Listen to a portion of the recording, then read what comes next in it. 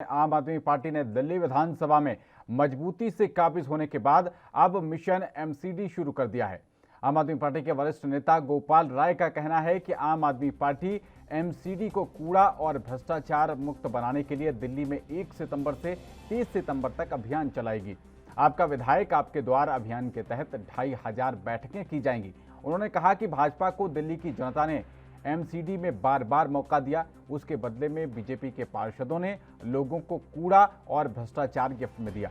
जिस तरह से दिल्ली के अंदर बदलाव हुआ, उसी तरह एमसीडी में बदलाव की लड़ाई जनता के साथ मिलकर लड़ेंगे। एमसीडी उपचुनाव में बीजेपी पहली बार दिल्ली के अंदर 0 पर आई, उसी तरह की हार आगामी एमसीडी चुनावों में होगी। गोपाल राय ने आगे कहा कि आम आदमी पार्टी के सभी विधायक विधानसभा क्षेत्रों के अंदर अलग अलग मोहल्लों में जाएंगे, कोविड-19 नियमों का पालन करते हुए वहां की जनता से बात करेंगे और समस्याओं को सुनेंगे। साथ ही दिल्ली को कूड़ा और भ्रष्टाचार से मुक्त किया जाए, इसको लेकर चर्चा भी करेंगे। उन्होंने कहा कि जहां पर हमारे विधायक नहीं है, वहां पर संगठन के पदाधिकारी बैठकों का नेतृत्व करेंगे।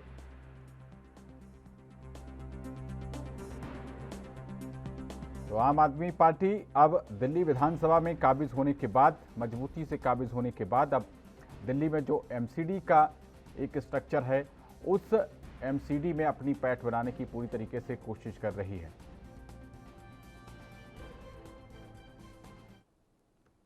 तो इस खबर पर ज्यादा जानकारी के साथ हमारे संवाददाता राजीव तिवारी दिल्ली से हमारे साथ लाइव जुड़ गए हैं। राजीव तिवारी जी, आम आदमी पार्टी अब एमसीडी की सत्ता पर काबिज होने के लिए अपनी कवायद शुरू कर रही है।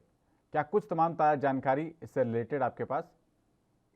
देखिए, बिल्कुल सही कहा आपने। यहाँ पर बात करें एमसीडी की, यानी कि 2022 के जो चुनाव हैं, उसको मद्देनजर रखते हुए आम आदमी पार्टी ने भी अपनी तैयारी शुरू कर दी है और उसी को लेकर अब से कह सकते हैं एक अभियान चलाया जाएगा जो 1 सितंबर से होगा, 30 सितंबर तक चलेगा और उसकी जो शुरुआत होगी वो 1 सितंबर से ही कर दी जाएगी। यानी कि आपका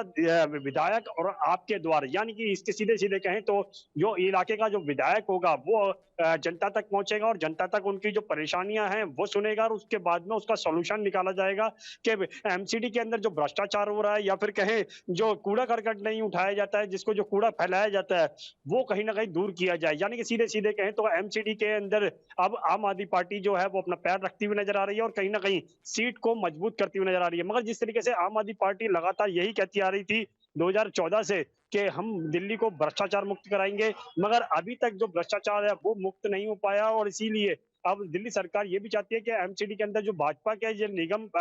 नेता बैठे हुए हैं उनकी जगह पर अब दिल्ली सरकार के नेता बैठे और कहीं ना कहीं जो निगम के अंदर जो भ्रष्टाचार किया जा रहा था, चाहे वो कूड़े को उठाने को लेकर हो या फिर बिल्डिंग बनाने को लेकर हो या फिर निगम के द्वारा निगम के स्कूलों को लेकर हो, लगातार उस प्रक्रिया को अपनाया जाए और कहीं ना कहीं उसको भ्रष्टाचार मुक्त कराया जाए। मगर देखना होगा कि जब एमसीडी के अंदर अगर आम आदमी पार्टी आ भी जाती है तो किस तरीके का कार्य करेगी, ये रणनीति होनी चाहिए उनकी। मगर अभी तक जो तैयारी की जा रही है उससे साफ जाहिर है सिर्फ इलेक्शन के लिए, यानी कि वोटरों को रुझाने के लिए इस तरीके की कैंपेनिंग की जा रही है और यही चीज भाजपा की तरफ से भी की जा रही है। जी राजीव, उत्तरी जो पूर्वी दिल्ली की एमसीडी है, वहां पर मुख्यमंत्री आवास के बाहर कुछ दिन पहले एक बड़ी एक धरना प्रदर्शन की बैठक हुई थी और लोगों ने अनशन किया था वहां पर बैठकर। तो वो कवायद अभी भी क्या एक बार फिर से रूप ले सकती है? क्योंकि बताया गया था कि करीब 19,000 करोड़ रुपए जो हैं वो एमसीडी के खाते के दिल्ली सरकार उनको सैंक्शन नहीं कर रही है। तो आरोप प्रत्यारोप का एक बार सिलसिला फिर से देखने को मिल सकता है। अभी आम आदमी पार्टी की तरफ से वार किया गया है, तो पलटवार आने की क्या उम्मीद लग रही है? देखिए, बिल्कुल सही कहा आपने। यहाँ पर बात करें जिस तरीके से एमसीडी की, तो जिस तरीके से कह सकते हैं दिल्ली सरकार ने लगातार एमसीडी के ऊपर हमला करती नजर आ रही है और लगातार कहीं न कहीं जो भाजपा यानी निगम के द्वारा भी दिल्ली सरकार के ऊपर हमला किया जा रहा है, क्योंकि ज लगातार एमसीडी की तरफ से यही कहा जाता था कि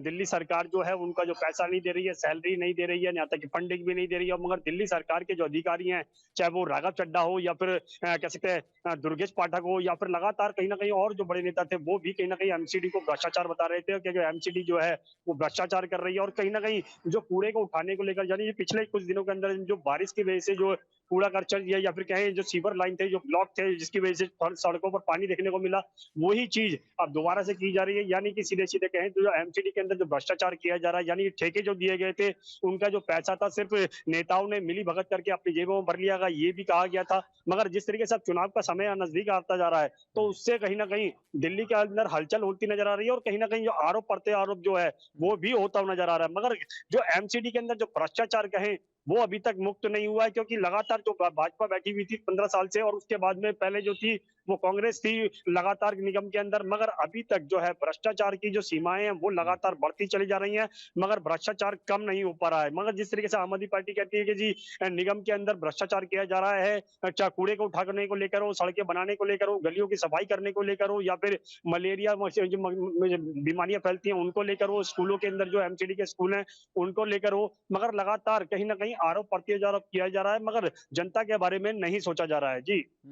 राजीव, 1 सितंबर से 30 सितंबर तक बताया जा रहा है कि पूरे महीने ये कवायद शुरू होगी, जहां पर आपका विधायक आपके द्वार, ये इन्होंने स्कीम को अपने नाम दिया है, जो ये कार्यक्रम चलाएंगे। तो क्या लगता है कि जब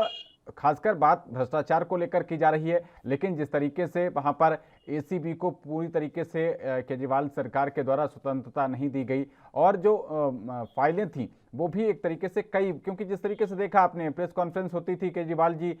हवा में पन्ने लहरा लहरा कर कहते थे कि हमारे पास इतने लोगों के खिलाफ इतने इतने पेज के सबूत हैं, लेकिन कार्रवाई किसी पर होती हुई दिखी नहीं। जनता कितना कुछ इसकी बातों पर जो है मोहर लगाएगी?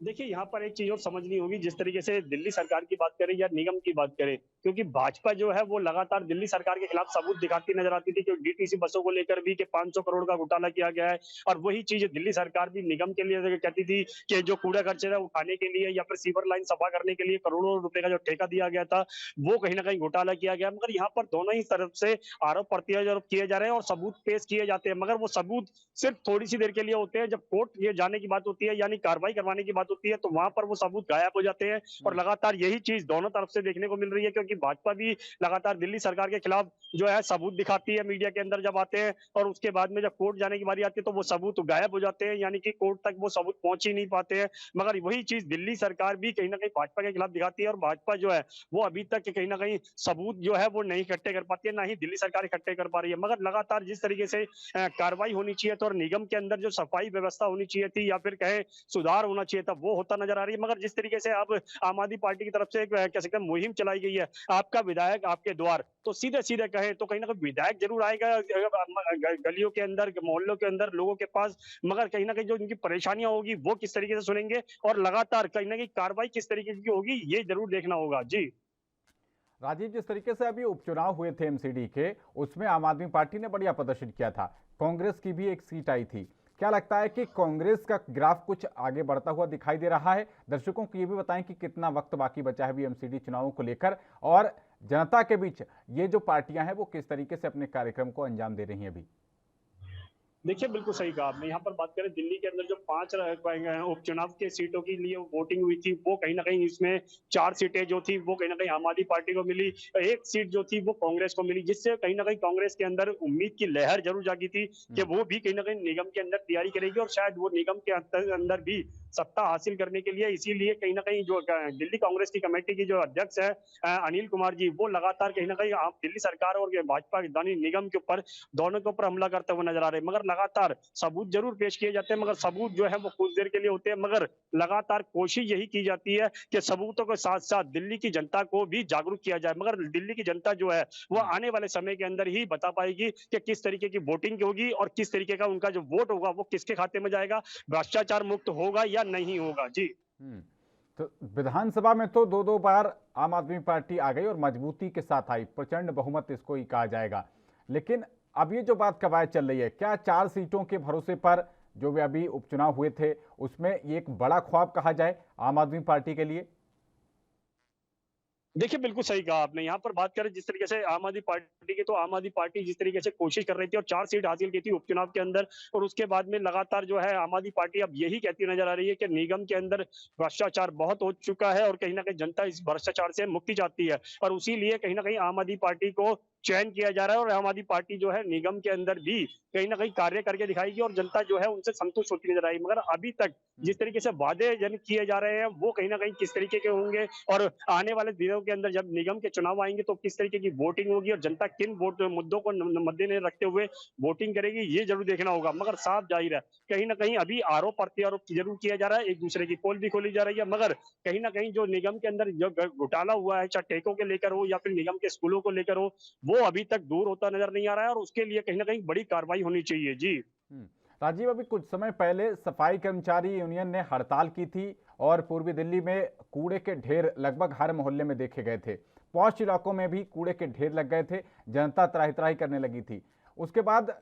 एक बड़ी पहल के बाद जो है उसमें कोर्ट को भी बीच में हस्तक्षेप करना पड़ा था, तब वो हड़ताल खत्म हुई थी। क्या लगता है कि जब कूड़े को लेकर आम आदमी पार्टी बार बार बात कर रही है कि कूड़ा गिफ्ट में दे दिया आम आदमी पार्टी ने, बीजेपी ने, तो अब आम आदमी पार्टी जो है वो इस कूड़े के मुद्दे को लेकर, क्योंकि कई जगह पर सफाई कर्मचारी ये भी कहते हुए देखे गए कि केजरीवाल की तरफ से बजट नहीं आ रहा, इसलिए हमको सैलरी नहीं मिल पा रही और हम फिर काम क्यों करें। देखिए, बिल्कुल सही कहा आपने। यहाँ पर बात करें, जब पिछले कुछ दिनों के अंदर हमने ये देखा था कि सफाई कर्मचारियों ने सफाई करने बंद कर दी थी, यहाँ तक कि सड़कों पर कूड़ा देखने को मिला था, जिसकी वजह से कहीं न कहीं लोगों को परेशानियाँ भी हो रही थी। मगर जिस तरीके से सफाई कर्मचारी कहते हैं कि दिल्ली सरकार उनको निगम को बजट नहीं दे रही है, जिसकी वजह से उनकी सैलरी रोकी जा रही है। मगर यही चीज़ हमने दिल्ली सरकार के जो अधिकारी हैं, यानी कि बड़े नेता हैं, उनसे भी पूछने की कोशिश करी, तो उन्होंने भी यही कहा कि हम लोग को जितना केंद्र से बजट आ रहा है, हम उससे ज़्यादा ही दे रहे हैं, बल्कि अपने फंडिंग से भी क्या अपना बजट कम कर दिल्ली निगम को दिया जा रहा है और निगम के जो नेता बैठे हुए हैं, यानी कि जो भाजपा के जो नेता बैठे हुए हैं, वो कहीं ना कहीं सैलरी नहीं पहुंचा रहे हैं ताकि सफाई कर्मचारी परेशान हो और दिल्ली की जनता को, दिल्ली की सरकार को कहीं ना कहीं कह सकते हैं आरोप प्रत्यारोप में घिरा जाए। मगर जिस तरीके से अब आम आदमी पार्टी भी चाहती है कि दिल्ली के अंदर निगम के अंदर भ्रष्टाचार खत्म हो और भ्रष्टाचार जो है वो निगम भी चाहता है, यानी कि भाजपा के जो बड़े नेता है वो भी यही चाहते हैं कि निगम के अंदर जो भ्रष्टाचार के दिल्ली सरकार के द्वारा किया जा रहा है वो खत्म हो। मगर दोनों ही तरफों से आरोप जरूर प्रत्यारोप जरूर है, मगर जनता के बारे में अभी भी सोचा नहीं जा रहा, क्योंकि अगर जनता के बारे में सोचा जाता तो कहीं ना कहीं जो सीवर लाइन की जो परेशानियां हैं या फिर कहें गलियों की सफाइयों की बात करें, सड़कों की बनाने की बात करें या फिर निगम के जो स्कूल हैं उनके अंदर जो स्थिति होनी चाहिए थी वो सुधार होना चाहिए था। मगर अभी तक किसी भी चीज के अंदर सुधार देखने को नहीं मिल रहा है, चाहे वो दिल्ली सरकार के द्वारा हो, क्योंकि सड़कों के ऊपर जो पानी भरा हुआ था अभी बारिश के दौरान वो कहीं ना कहीं पीडब्ल्यूडी के अंदर आता, पीडब्ल्यूडी जो है वो दिल्ली सरकार के अंदर आती है, मगर दिल्ली सरकार की पीडब्ल्यूडी के अंदर भी काम नहीं किया गया और ना ही निगम के अंदर काम किए गए। तो जनता साफ परेशान है और जनता शायद आने वाले दिनों के अंदर वोटिंग के माध्यम से अपना गुस्सा जाहिर कर सकती है। जी चलिए, बहुत शुक्रिया राजीव तिवारी जी इस अहम जानकारी के लिए आपका।